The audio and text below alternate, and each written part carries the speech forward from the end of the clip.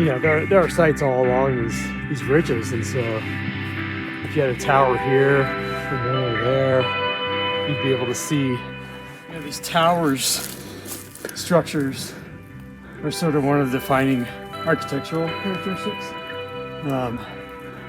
And so this could have been built up with sort of a pit house below and then a tower on top of it. And it's at, you know, it's in the right position, right? Because now you can see across these points.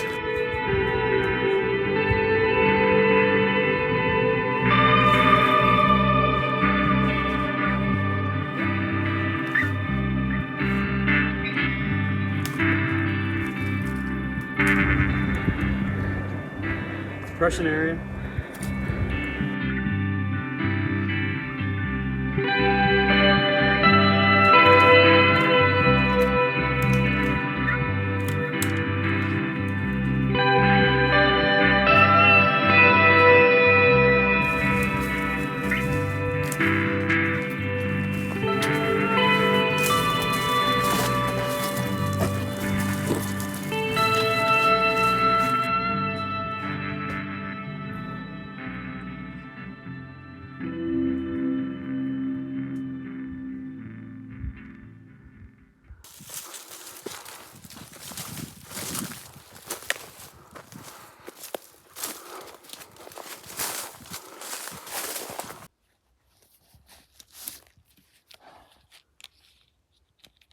Just take it one section at a time here.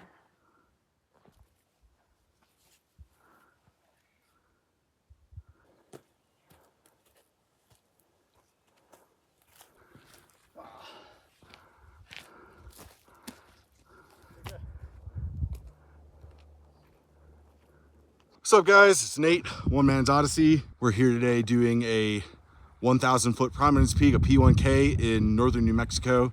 We're doing the one benchmark, which is there's only one trip report online, and they took a very different route than we did today. This is my own route. I have to take ownership of it, and my guest can tell you whether that's a good thing or a bad thing. I'm here with a friend, Dr. S. Colby. He doesn't have a YouTube channel, but he does have an Instagram. What's the name of the Instagram? Dr. S. Colby. There you go. DRS Colby is how you can find him. He is an archaeologist by training. So as you saw earlier, he was, you know, pointing out some of the cool sites that we were seeing along the way. We've had a tour through history on this hike. We saw prehistoric sites. We saw somewhat more modern stuff that we still guess probably from what you said, probably the 30s or something, you think. And then we saw, you know, we've seen some more modern junk as well. And then of course we're here now representing 2025. You know, there wasn't much information about this mountain. Like I said, we started from the northeast of the peak. It's really not really a peak. It's more of a high ridge of mesas. We're near the Nogales Cliff House area, home of the historic Gallina culture. And basically when I planned this route, I looked at topo maps, I looked at Google Earth. To be honest, I did not expect any scrambling, at least no appreciable scrambling. I expected it to be steep, and I suspected there might not be any views because it looked like it was pretty tree covered. Well, I was wrong on all accounts. We have done quite a bit of, I think what we agreed was probably no exposure, sustained class 2 scrambling. And now we are at the ridge, so it should just be hopefully an easy ridge walk with very minimal scrambling to get to the summit proper. As you've seen, hopefully the views have been stunning, despite the fact that it's a pretty hazy day. It is of course dry, it is fire season. It would not surprise me if we're getting smoke from a nearby fire that I just don't know about. But we're getting really awesome views, just not super far to the distance, just because it's so hazy. I mean, closest area I would say is the Jemez. I'm looking at them right now, and all you can see is silhouettes, but it's still very beautiful around here. As you can see, lots of cool cliffs, lots of cool rock features.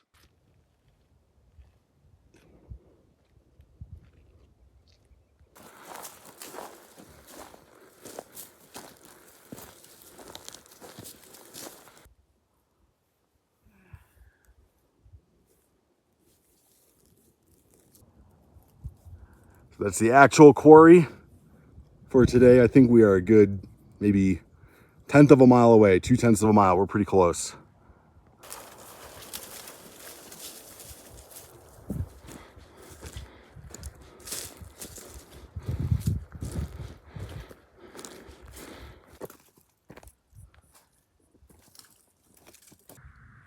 So we came from that direction, but we were a little bit below the rocks on the right side, which is east. We're looking north right now.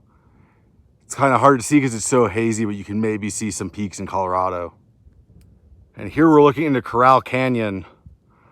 Yeah, I'm probably not going to do any kind of peak show off in this video because it's so hazy and because there's a lot of trees on the top now. I think as I move around, I might be able to find some views, but certainly right here, it is too tree covered to get much of a view. When's the last summit date? Last time was November 7th, 2022. By 2 people. And then before that was Fred Brown.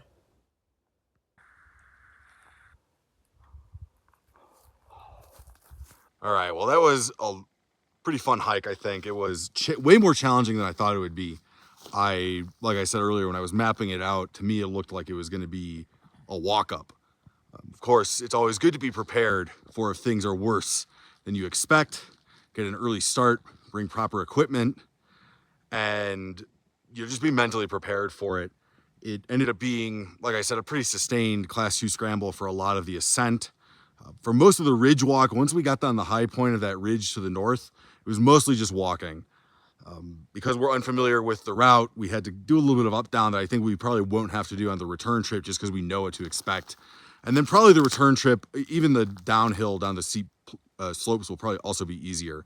But definitely I was not expecting it to be that intense of a scramble. When we drove out here, I told Colby that I wasn't expecting it to be quite as cliffy as it looks in person. In person, it looks very impressive, very intimidating, versus on Google Earth and on the topo maps, it looks, it looks steep, but it doesn't suggest large cliffs. So it was a lot of fun. Definitely got a workout. Excited to stop and eat some lunch. And yeah, it was a great time.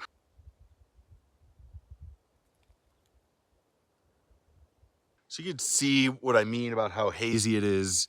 Those are the Jemez Mountains behind me, and they're really not that far away. So there is definitely just the dryness. It was a really dry winter, as I've said in my previous videos. It was a dry winter this year. We haven't been getting much moisture otherwise. And so it's just, everything's really hazy. Like I said, could be smoke from a nearby fire, or it could just be the natural dust being kicked up. It's been an interesting morning. Of course, it was great to meet Dr. Colby's over there having lunch. I walked off to get some views, and it was kind of a weird morning. I felt really terrible. I whacked my wife's car. Sorry, I whacked my own car with my wife's car. Of course, my car didn't get a dent, and hers did, while I was doing some shuffling around on the driveway to get my car in a good spot. And so just a weird morning altogether. Throw that in with the unexpected scrambling and the difficulty of this hike, but it was really a great hike. One of the interesting things about this one benchmark to point out is that it is a 1,000-foot prominence peak, like I said, but it's actually the least prominent 1,000-foot prominence peak in New Mexico.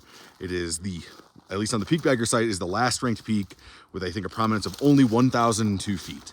So this is bringing up the rear with prominence peaks in New Mexico, and it was a fun trip. It was a lot of fun seeing some of these archaeological sites, doing a lot of the scrambling. Nothing felt dangerous ever. There was never any point where I felt like we were doing something sketchy.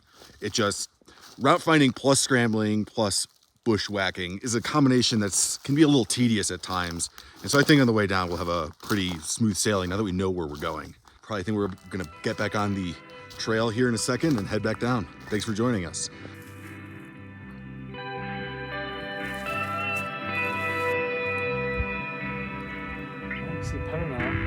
Yeah, and Polvadero right there in Chicama.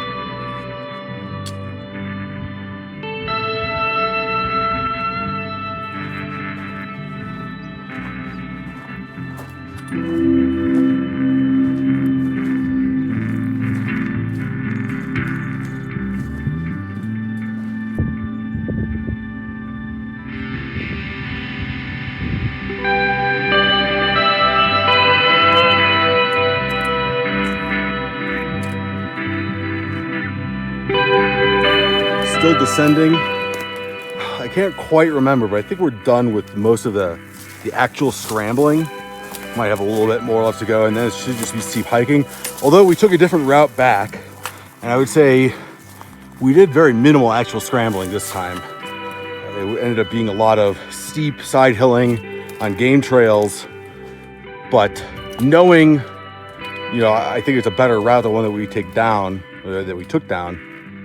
But the reason why we didn't take those ways up is because it's hard to tell if a game trail is going up or down. And of course, if we're up, we only have to go down, so it's easier to trust the game trails, but you can't really do that in the ascent.